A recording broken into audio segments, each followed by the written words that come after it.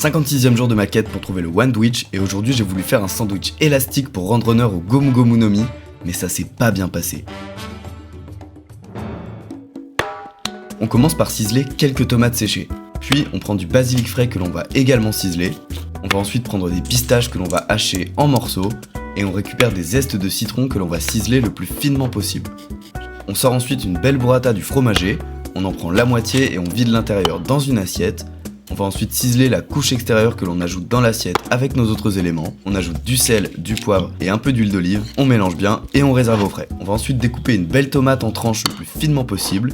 Puis on sort notre jambon cru du boucher, on coupe les tranches en deux et on les réserve. On passe à la pâte à mochi. On va mélanger de la farine de riz gluant, du sucre glace, un peu de sel et de l'eau. On fait cuire ça au micro-ondes en plusieurs fois, en mélangeant bien, jusqu'à obtenir une pâte translucide. On va la travailler sur de la maïzena et former un boudin que l'on coupe en plusieurs morceaux.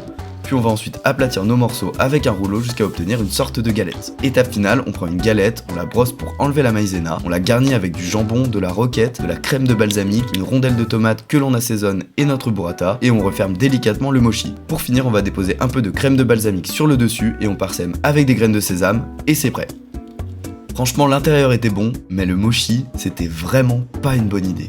C'est le premier échec de la série, mais en tout cas la prime est toujours fixée en fonction des interactions de la vidéo, alors oublie pas de liker, de commenter et surtout pas de t'abonner parce que c'était que le